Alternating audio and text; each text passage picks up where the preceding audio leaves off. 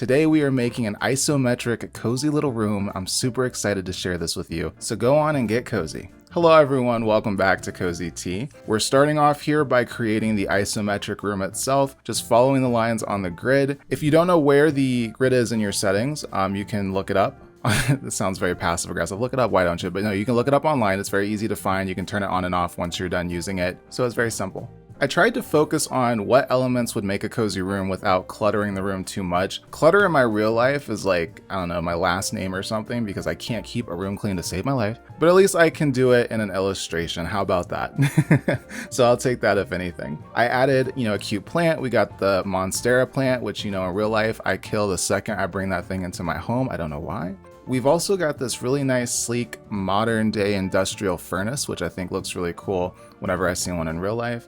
And I'm adding a picture frame of the planet Earth just to remind me how small I am so I don't take anything too seriously. Of course, we're gonna add a comfy couch, we're gonna get a rug. We cannot have a cozy space without a baby, so we have a little kitty, and we're gonna have some lights. I do change the lights later because I didn't think the fairy light thing worked for this illustration, so I went with something a little bit more streamlined. And I also wanted to add a glow to it. I didn't feel like the glow worked with the fairy lights, so you'll see that later.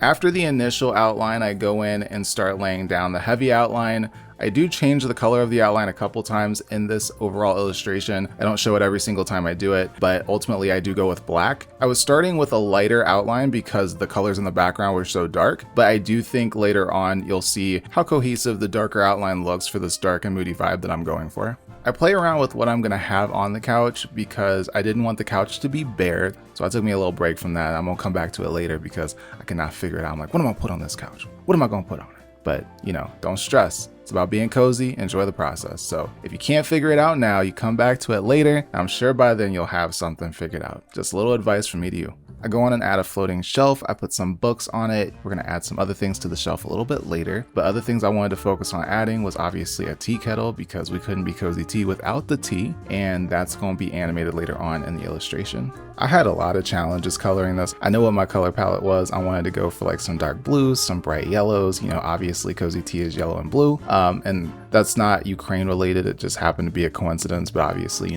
I stand for goodwill. So, we on the side of good here. But anyway, the outline was bright because I was doing a bright yellow.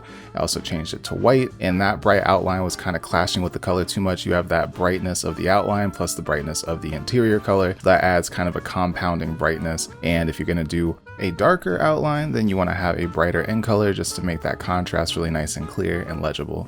There are obviously exceptions to that. You can do dark with dark and light with light, but for the sake of simplicity, I think it's easier to just have that nice contrast. I like a balance. So at this moment, we're now drawing the cat. I've had some problems with this tail, let me tell you, but I found a position for it a little bit later, and it does look super fluffy and it fits very nicely. Top them off with a nice smile, and now we get into the actual animation portion of this video. So I've been doing this for a little bit now, and I have found, simplicity is key when it comes to Procreate animation. You do not want to go too harsh without some kind of plan, and just make sure that you plan ahead what you want to do and how you're going to do it, because you are going to probably have to merge elements together since you don't have multiple layers in a timeline like you would in Clip Studio Paint or Adobe Animate CC. So just keep that in mind as you're doing this.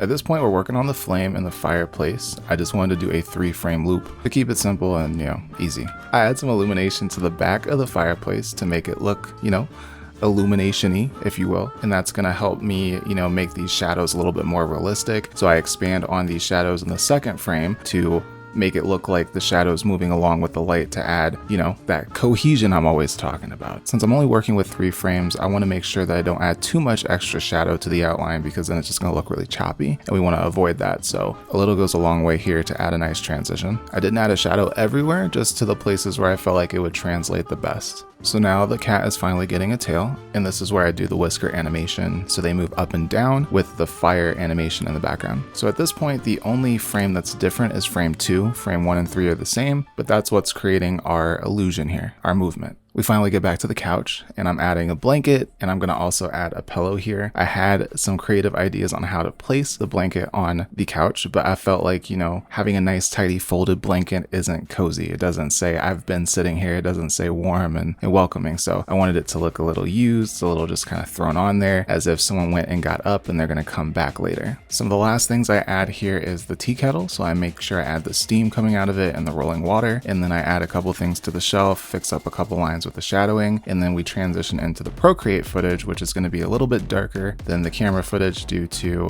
some of the edits I had to make while I was editing this footage. So the darker version is what it actually looks like. And I hope that that's not a disappointment. I do like it actually a lot better, but for the sake of filming, I had to lighten the footage a little bit. But yeah, that is all that went into today's illustration. It was a lot of fun, and I hope that you enjoy what it looks like. I'm so excited to show you. It's always fun doing this, so I definitely do appreciate you. Thank you very much. See you guys next time. Stay cozy.